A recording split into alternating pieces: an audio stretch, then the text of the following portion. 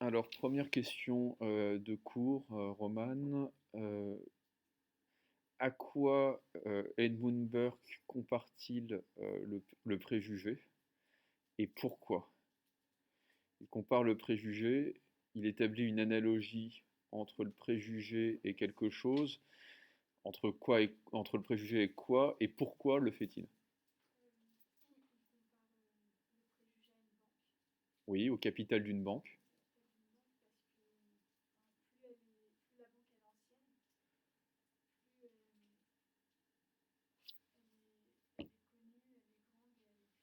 Oui. Et puis on lui fait confiance. Ok. Et pourquoi c'est pareil avec le préjugé?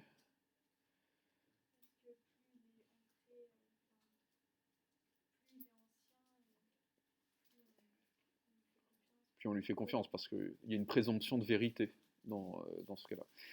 Et on lui fait confiance parce que c'est l'accumulation, en fait, le préjugé est le résultat de l'accumulation des jugements de nos ancêtres.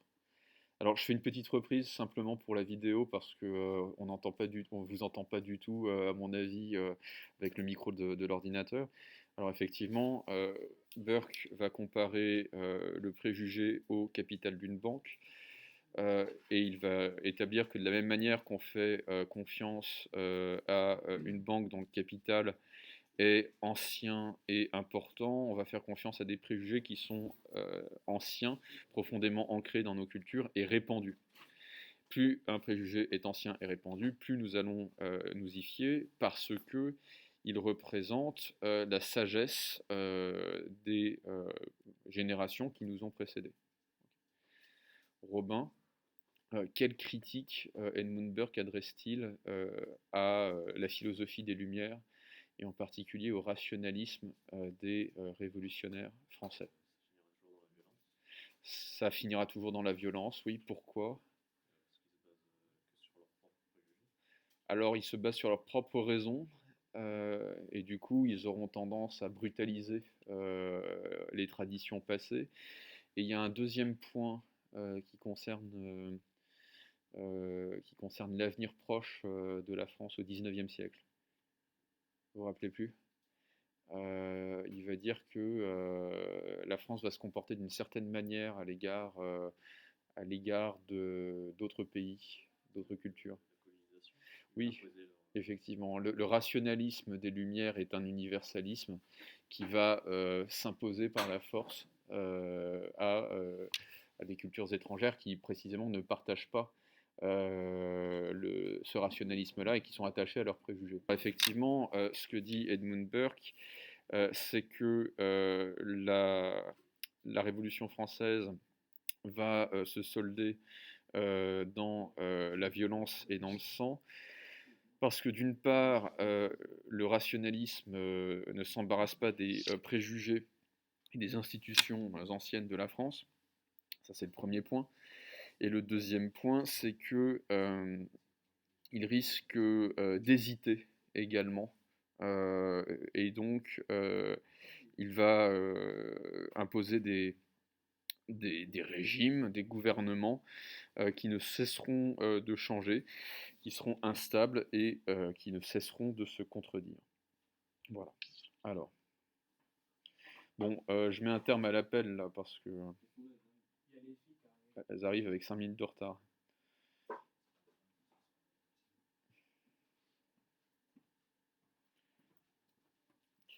Toc. Il me manque toujours Cassandra et Eva. Elles viennent de rentrer. Dépêchez-vous. Ok. Ah, tout de même pas, non. Alors, il me manque que Nathan, en fait. En tout et pour tout. Alors, attendez, je refais les comptes.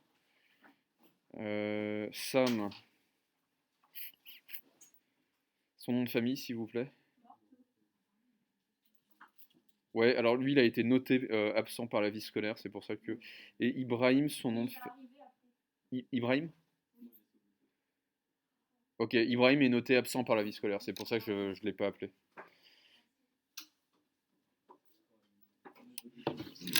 Alors, on attaque donc un nouveau paragraphe. Il me semble que c'est le paragraphe C. C'est bien ça. La fondation de la morale par la raison. Grand C.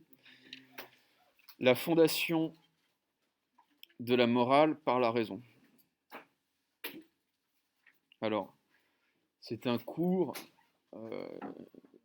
qui va être consacré à la philosophie morale, à la philosophie pratique d'Emmanuel Kant.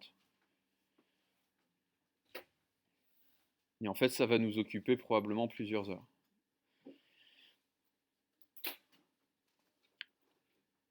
Donc, la question qu'on a posée au cours précédent, à partir de Burke, c'est de se demander si on ne peut pas justifier rationnellement un certain nombre de nos préjugés, et en particulier de nos préjugés moraux. Est-ce que certains de ces préjugés sont véritablement conformes à la raison? Et si oui, pourquoi? Parce qu'on a de bonnes raisons quand même de penser que ce qu'on nous apprend quand on est enfant en termes de morale, c'est simplement les préjugés d'une culture, les préjugés d'une époque. On nous enseigne qu'il n'est pas bon de mentir, qu'il n'est pas bon de voler, qu'il n'est pas bon de tuer, mais si ça se trouve, tout cela, ce ne sont que des préjugés. Ce ne sont que des préjugés qui ne peuvent pas être justifiés rationnellement. Donc la question qui se pose, c'est de savoir si on peut véritablement fonder rationnellement ces préjugés. Est-ce qu'on peut en faire de véritables jugements moraux?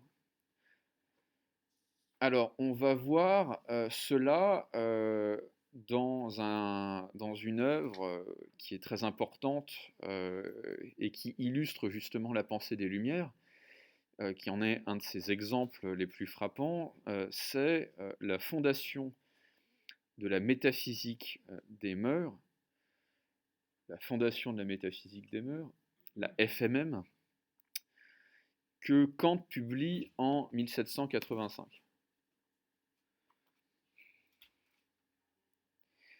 Il y a plusieurs sections, il y a plusieurs parties dans l'ouvrage, qui n'est pas un ouvrage gigantesque, mais c'est intéressant d'en observer la structure. On passe d'une section qui s'appelle la philosophie morale populaire, autrement dit les préjugés moraux du peuple, à une partie qui s'intitule la métaphysique des mœurs. Et qu'est-ce que c'est que la métaphysique?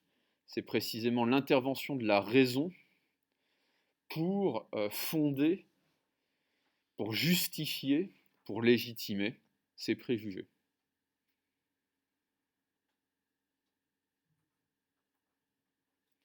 Alors, on va lire un texte qui prend un cas précis, l'exemple de la fausse promesse, et on va voir comment Kant s'y prend pour montrer que il ne faut pas faire de fausses promesses est un jugement moral conforme à la raison. On va lire ce texte. Alors, je ne sais plus où il se situe. Page combien du coup? Page 3 du corpus. Posons par exemple cette question: ne puis-je pas, si je me trouve dans l'embarras, faire une promesse en ayant l'intention de ne pas la tenir? Je distingue ici sans difficulté les différents sens que peut avoir la question, selon que l'on demande s'il est prudent ou s'il est conforme au devoir de faire une fausse promesse. Il faut lire le texte avec moi. Pardon? Alors c'est le suivant. C'est le suivant très probablement. Je recommence. Posons par exemple cette question: ne puis-je pas, si je me trouve dans l'embarras, faire une promesse en ayant l'intention de ne pas la tenir? Je distingue ici sans difficulté les différents sens que peut avoir la question, selon que l'on demande s'il est prudent ou s'il est conforme au devoir de faire une fausse promesse. Sans doute, la considération de la prudence peut-elle fort souvent intervenir. Il faudrait examiner si, de ce mensonge, ne pourrait pas procéder pour moi dans le futur des ennuis bien plus graves que ne le sont ceux dont je me dégage aujourd'hui. De même, faudrait-il se demander si ce ne serait pas agir avec davantage de prudence qu'avec l'intention de tenir sa promesse. Simplement, il m'apparaît qu'une telle maxime n'a cependant toujours pour fondement que le souci des conséquences. Or, il est pourtant tout différent d'être de bonne foi par devoir et de l'être par souci des conséquences désavantageuses. Alors, je reviens pas à pas sur les étapes du raisonnement de Kant dans ce paragraphe. Kant pose une question: ne puis-je pas, pour me sortir d'ennui, faire une promesse, c'est-à-dire une fausse promesse, une promesse en ayant pertinemment l'intention de ne pas la tenir? Et Kant va distinguer deux sens de la question. En réalité, on pourrait, nous, en distinguer trois. Premièrement, premier sens, suis-je capable de faire de fausses promesses pour me sortir d'ennui? La réponse est évidemment oui, on fait ça tout le temps. On ment tout le temps. Deuxièmement, est-ce qu'il est prudent de faire de fausses promesses pour se sortir d'ennui? Et Kant va montrer que on peut très bien s'habituer à être sincère, on peut très bien s'habituer à dire la vérité. Autrement dit, on peut très bien agir conformément à un préjugé qui nous commande de dire la vérité. C'est pas bien de mentir. Et comprendre qu'on le fait pour des raisons intéressées. On peut très bien s'habituer à tenir ses promesses. Pourquoi? Parce que si jamais on découvre qu'on a intentionnellement fait une fausse promesse, eh bien c'est mauvais pour les affaires. Ça veut dire qu'on a trompé intentionnellement nos partenaires.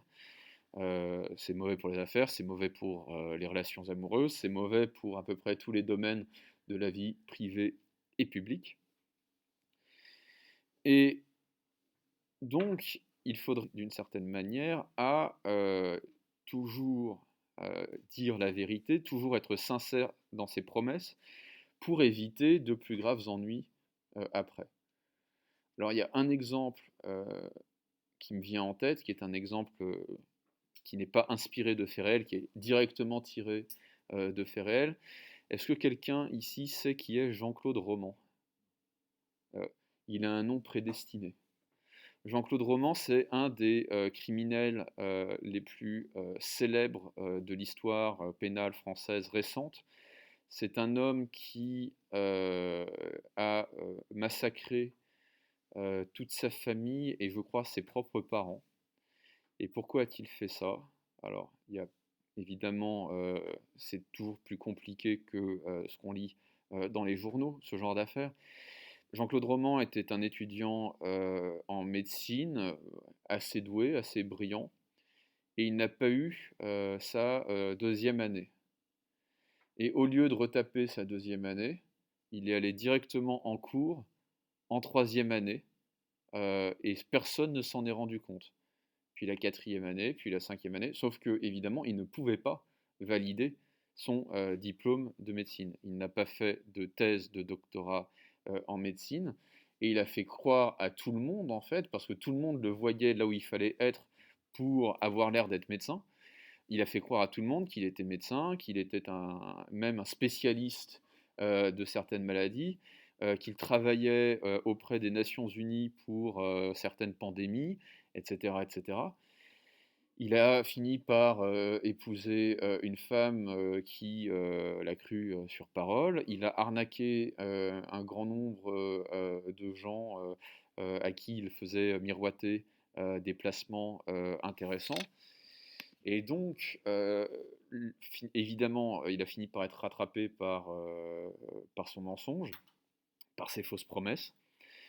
Et pour se sortir de là, ou plutôt pour ne pas s'en sortir, il a massacré tout le monde. Il a massacré tout le monde. Sauf son chien. Comme quoi. Là, c'est un exemple, enfin, on pourrait dire caricatural, sauf qu'il est vrai, d'un homme qui est rattrapé par une vie de mensonges et qui ne peut pas s'en sortir, ou qui ne peut s'en sortir autrement que par l'horreur et la prison. Je crois qu'il y a eu un film dans les années 2000 qui a été fait sur lui. Enfin, c'est pas tous les jours qu'on croise un roman pareil. Kant va dire, oui, mais c'est pas tout à fait la même chose de ne pas faire de fausses promesses parce qu'on a peur des conséquences et de ne pas faire de fausses promesses par devoir, parce qu'on sait que c'est mal. Il y a une différence fondamentale entre tenir parole parce qu'on est honnête et tenir parole parce qu'on a peur des conséquences désavantageuses si on ne tient pas parole. Okay. Comment est-ce qu'on peut se représenter cette différence? Alors, Kant va distinguer deux formes de commandement. Est-ce que j'ai une craie blanche? Il va distinguer, et c'est justement le premier texte dont il était question, un impératif hypothétique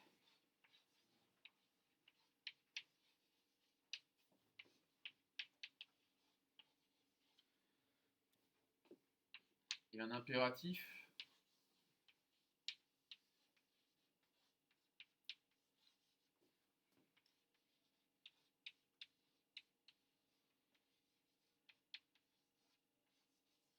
catégorique. Impératif hypothétique, impératif catégorique. Alors, on va lire le texte en question. La représentation d'un principe objectif en tant qu'il est obligatoire pour une volonté se nomme un commandement de la raison, et la formule du commandement se nomme un impératif. Autrement dit, quand on prend une décision, on obéit à une règle. Le contenu de cette règle, c'est un impératif. Tous les impératifs, ou plutôt la forme de ce commandement, est un impératif. Tous les impératifs sont exprimés par une dimension de devoir. Cela étant, tous les impératifs commandent soit hypothétiquement, soit catégoriquement, d'où l'impératif hypothétique et l'impératif catégorique. Les premiers représentent la nécessité pratique d'une action possible en tant qu'elle constitue un moyen de parvenir à quelque chose d'autre que l'on veut. Quant à l'impératif catégorique, il serait celui qui représenterait une action considérée pour elle-même, sans relation à une autre fin, comme objectivement nécessaire. Dès lors, si l'action n'est bonne que comme moyen en vue d'autre chose, l'impératif est hypothétique. Si elle est représentée comme bonne en soi, par conséquent comme appartenant nécessairement à une volonté intimement conforme à la raison, s'il constitue le principe d'une telle volonté, il est catégorique. Je reformule ce que dit Kant. Ce que dit Kant, c'est que lorsqu'on suit une règle, lorsqu'on agit en fonction d'une règle, cette règle peut être de deux types. Soit le but de mon action est extérieur à cette action. Je prends un exemple tout de suite. Pour aller à Paris, il faut que je prenne le train. Il faut que je prenne le TER de 17h36 qui part du quai numéro 2 de la gare de Chartres et qui me conduit jusqu'à la gare Montparnasse, quai numéro 18.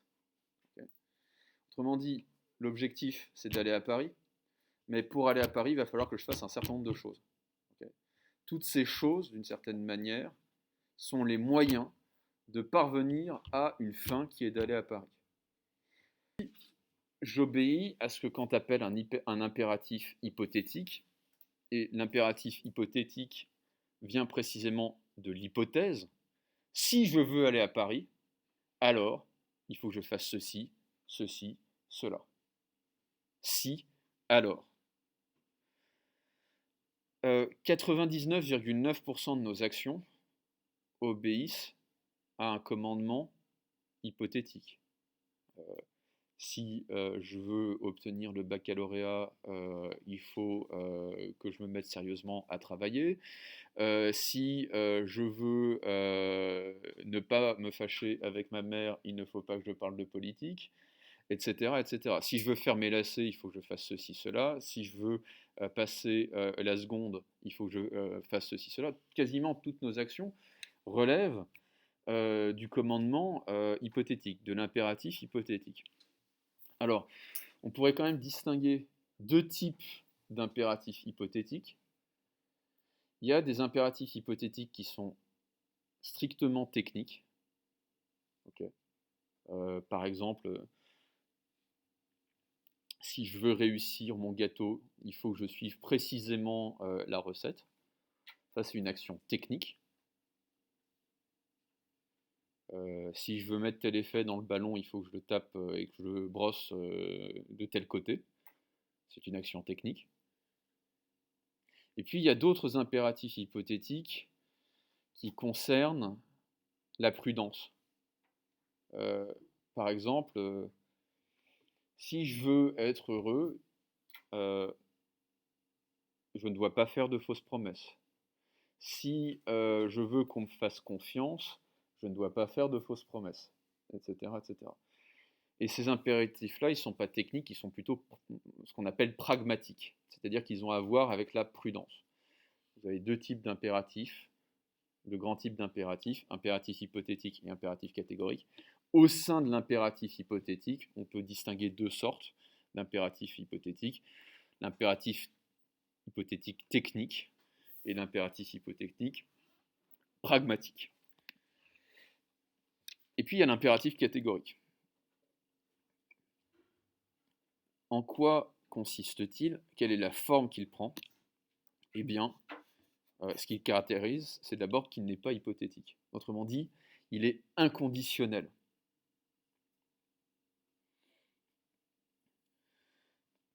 Très concrètement, comment est-ce que cela se traduit? Eh bien, il ne faut pas faire de fausses promesses. Pourquoi? Parce qu'il ne faut pas. C'est une obligation qui est catégorique, qui est représentée comme nécessaire en soi, nécessaire en elle-même, parce que bonne en elle-même. Il ne faut pas mentir, parce qu'il est bon de dire la vérité et qu'il est mauvais de dire des mensonges. En soi, il ne faut pas tuer, parce que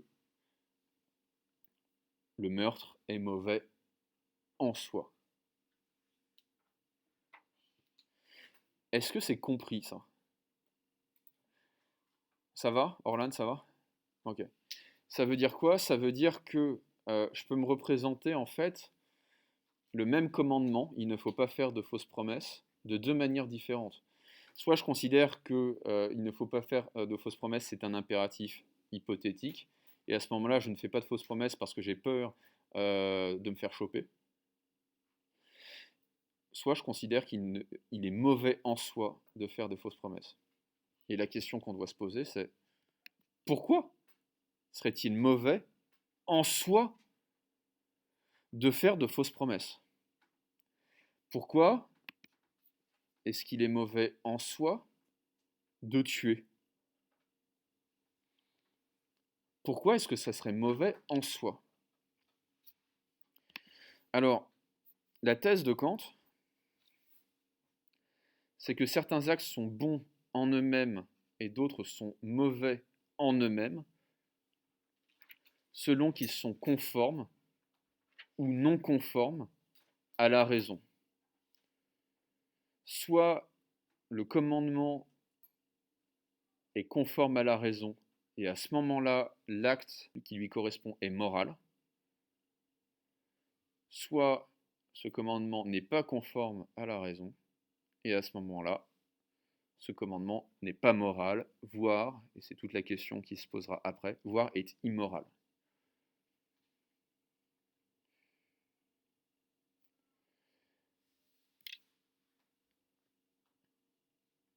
Alors, on va lire la suite. Ouais, oui.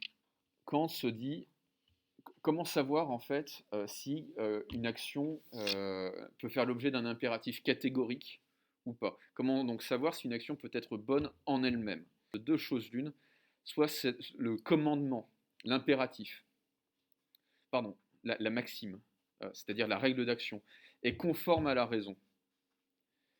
Et à ce moment-là, l'action est morale, soit la maxime de mon action, la règle de mon action n'est pas conforme à la raison, et à ce moment-là, l'action n'est pas morale, voire est immorale.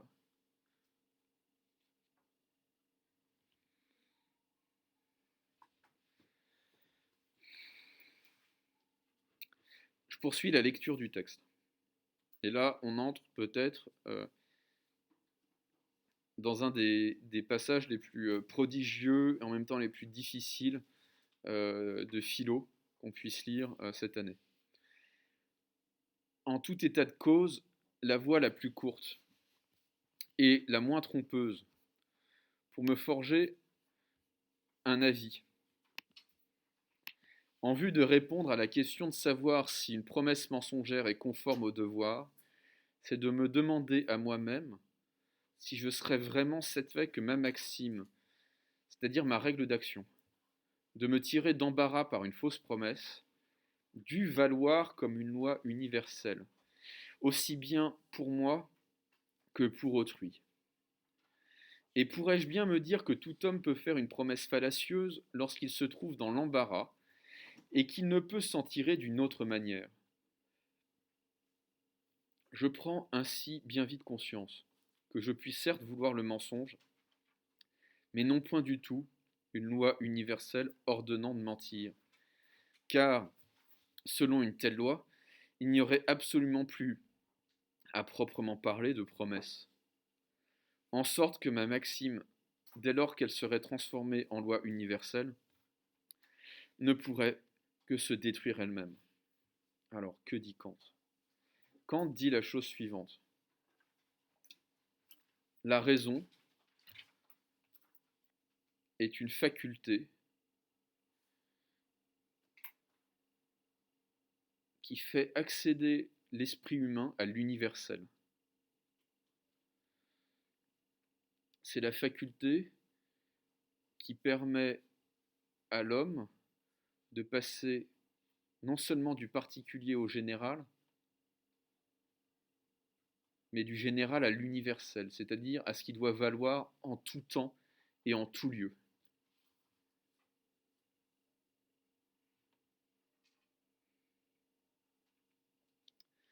Et donc, pour savoir si un préjugé est moral ou pas, il faut que je me demande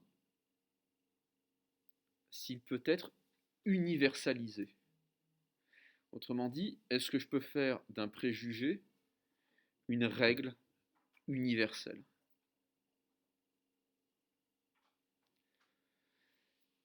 Si j'arrive à transformer mon préjugé en règle universelle, alors ce préjugé est moral. Si je n'y arrive pas, alors ce préjugé n'est pas moral, parce qu'il ne sera pas conforme à la raison.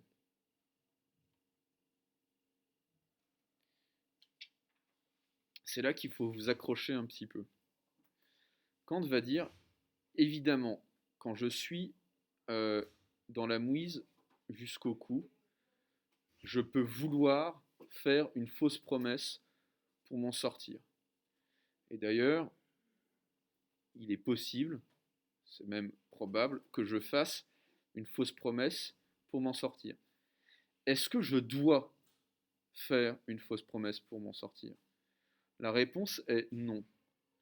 Parce que je ne peux pas vouloir, c'est-à-dire qu'il m'est rationnellement impossible de vouloir que tout le monde puisse faire une fausse promesse pour se sortir d'embarras. Je ne peux pas vouloir que la fausse promesse devienne une règle. Je ne peux pas me le représenter rationnellement.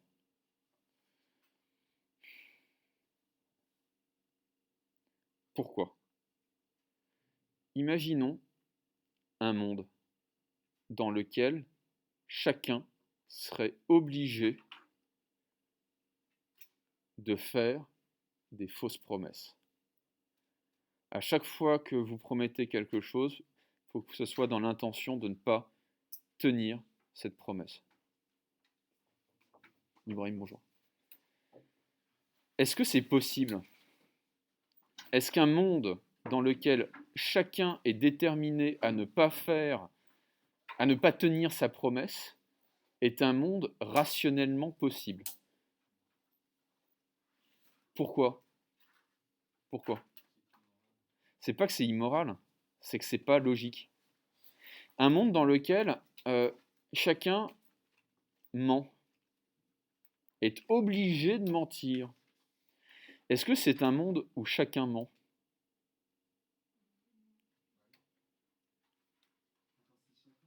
Si chacun ment, est-ce que chacun ment? Si chacun est obligé de mentir, si la règle c'est le mensonge, la règle universelle c'est le mensonge, est-ce que chacun ment? La réponse est non, puisque pour pouvoir mentir, il faut avoir le devoir de dire la vérité. Un monde dans lequel chacun est obligé de mentir est un monde où plus personne ne ment, puisque le mensonge n'a de sens que par rapport à la règle qui est de dire la vérité. Si la règle, c'est le mensonge ne peut pas être la règle. C'est contradictoire. Un monde dans lequel chacun serait obligé de faire de fausses promesses est un monde où personne ne ferait de fausses promesses. Pourquoi? Parce que le mot promesse n'aurait plus aucun sens. Est-ce que vous comprenez cela? Alors, en fait, ce que dit Kant, c'est que si on universalise une règle et qu'on tombe sur une contradiction logique, alors cette règle n'est pas morale. Cette règle n'est pas morale. Pour bien comprendre ce que dit Kant, on peut songer à un paradoxe logique très ancien qui date de l'Antiquité grecque, qui est le paradoxe du menteur. Imaginez un menteur qui a pour règle de vie de tout le temps mentir. À chaque fois que vous lui posez une question, il ment.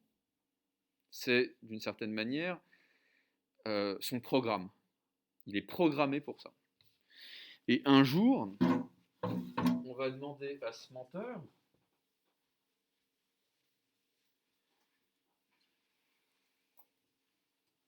ce qu'il fait dans la vie. Il va réfléchir et il va répondre: je mens.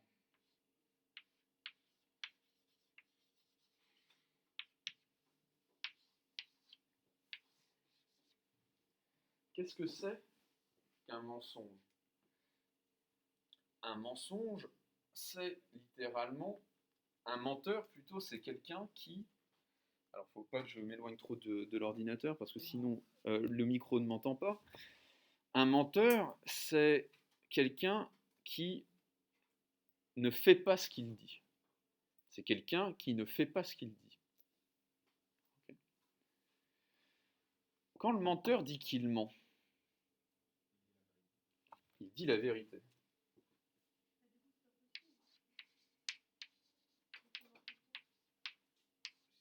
Oui, mais Orlan, si il dit la vérité, alors ça veut dire que cette phrase « je mens » est vraie.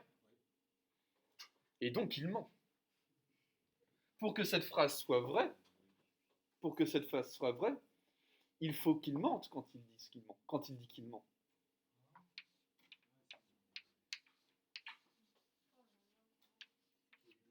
Si vous ne comprenez rien, c'est normal. C'est fait pour. Ça s'appelle un paradoxe logique. Si, qu'est-ce qu'on fait quand on dit la vérité? Eh bien, on fait ce qu'on dit. Okay. Et donc, quand le menteur dit qu'il ment, s'il ment vraiment, ce qu'il dit est faux. Mais à ce moment-là, il dit la vérité.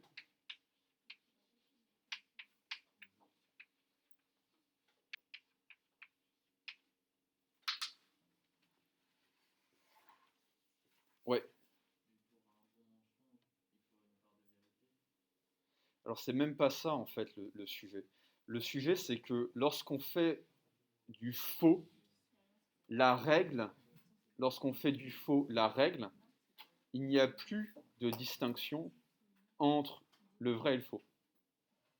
Lorsque le faux devient une règle universelle, en réalité, le faux ne devient pas une règle universelle puisqu'il n'y a plus de différence entre le faux et le vrai. Okay. Ce que dit Kant, c'est que si on universalise le mensonge, si on fait de la fausse promesse la règle universelle qui doit dicter tous nos comportements en matière de promesses, il n'y a plus de promesses. Quand je suis obligé de faire des fausses promesses, quelles que soient les circonstances, je ne peux pas faire de fausses promesses, puisque le mot promesse n'a plus aucun sens. Il n'y a plus de fausses promesses puisqu'il n'y a plus de promesses. On peut prendre un autre exemple. Vous connaissez tous, il me semble que c'est le 7e commandement du décalogue. Je peux me tromper. Ça fait longtemps que je n'ai pas relu la Bible. Tu ne tueras point. Et imaginons qu'on inverse ce commandement et on remplace ce commandement par tu tueras. Okay. On va faire du meurtre une règle universelle, une loi universelle. Que se passe-t-il? Alors, non seulement on serait tous morts, mais le dernier arrivé ferme la porte derrière lui, ou plutôt le dernier parti éteint la lumière, c'est-à-dire que le commandement qui m'oblige à tuer m'obligera in fine à me tuer moi-même, à me supprimer. Okay. Pourquoi le commandement tu tueras n'est pas moral? Parce qu'il n'est pas conforme à la raison. Pourquoi? Parce que je ne peux pas me représenter un monde dans lequel le meurtre serait une loi universelle, puisque ce commandement finirait littéralement par se supprimer lui-même, par se suicider, si vous voulez. Okay. Est-ce que vous avez compris ça? Non, c'est surtout que même si on est le dernier survivant, on sera tenu moralement de se supprimer soi-même. De se supprimer soi-même. Hein. Tu tueras. S'il n'y a plus personne à tuer, la dernière chose qu'on peut tuer, c'est soi-même.